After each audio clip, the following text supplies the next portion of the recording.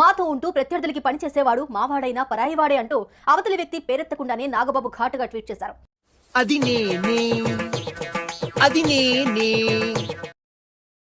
పార్టీలో ఉన్నప్పుడు నువ్వు బంధువైనా ఏమన్నాడు, ఆయన మాతో ఉంటూ ప్రత్యర్థులకు పనిచేసేవాడు మావాడైనా పరాయివాడే అన్నాడు. నాగబాబు గారితో అన్నదంటే తప్పులేదు, అది తప్పంత మీద ఒప్పుకో. నేను ఒప్పుకోను. ఒప్పుకో. తప్పు మాది కాదు. ఒప్పుకోరా.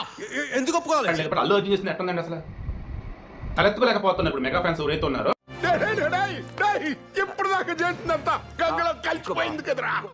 చివరికి జూనియర్ ఎన్టీఆర్ ఫ్యాన్స్ అందరూ కూడా నువ్వు సపోర్ట్ చేస్తూ ఉంటే, ఇన్నేళ్లు నా వాళ్ళు అనుకున్న వాళ్ళు పరాయి వాళ్ళు, పరాయి వాడు అనుకున్న వాడు నా వాడు.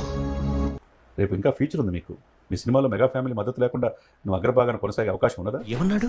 In front there is crocodile festival అన్నాడు. అంటే అక్కడ ఆయనకి వెళ్ళి సపోర్ట్ చేయటం అంటే ఏంటండి? ఇండైరెక్ట్ గా వైసీపీ సపోర్ట్ ఇస్తున్నట్టు అది. Okay, no use. వాడు విండండి. కూడా నువ్వు ఈ రోజు ఈ స్థాయిలోని ఈ లెవెల్లో ఉండడానికి కారణమైన వాడు ఆ కుటుంబం కాబట్టి ఆ కుటుంబానికి సపోర్ట్ చేయ. జీవితంలో నువ్వు ఇంకా మారవా? మారను. అరే మధ్య మధ్యలో సభల్లో వాటిలో వీటిలో చేసే హడావుడి ఉంది అల్లు అర్జున్ది. చెప్పను బ్రదర్.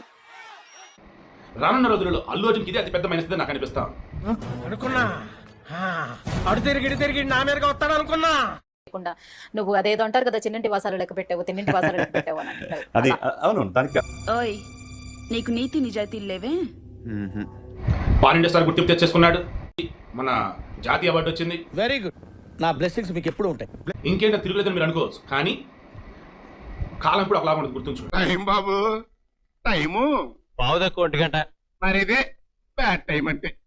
విజయ్ దేవరకొండ ఏమైంది? ఎంతగా ఎక్సైజ్ పడ్డాడు? అసలు ఈ మధ్య హిట్లు ఉన్నాయా? ఈ ఫ్యూచర్ నాకు అర్థమైపోతుంది. ఈ ఫ్యూచర్ నాకు కనబడిపోతుందన్నయ్య. ఈడికుంది. మీ మేనమామకి ఎవరో పరాయివాడు కాదే పవన్ కళ్యాణ్ గారు. అటువంటి వ్యక్తి గెలవాలని నువ్వు కోరుకోవాలి. అవును, కూరలో కరేపాలు తీసేసినట్టు, చారులో కొత్తిమీర తీసేసినట్టు నన్ను తీసాడు. ఈ మూలాలు మర్చిపోకుండా ఎదిగే కొంది ఒదిగి ఉండాలండి. నేనే అనేది పనికిరాదు. ఇక్కడ వాడు అడగకుండా మీరు ఎందుకండి సలహా ఇవ్వడం? అడగకుండా ఇచ్చేదాన్ని సలహా అంటారు, కెలుక్కుంటే వచ్చేదాన్నే వాసన అంటారు. నువ్వు చేసిన తప్పు కాకుండా పోదు కదా. దీని మీద మీ కామెంట్ ఏంటి అనేటటువంటిది కూడా తప్పకుండా తెలియజేయండి ఫ్రెండ్స్. ఇదైతే నాకు బాధగా అనిపించింది అనమాట.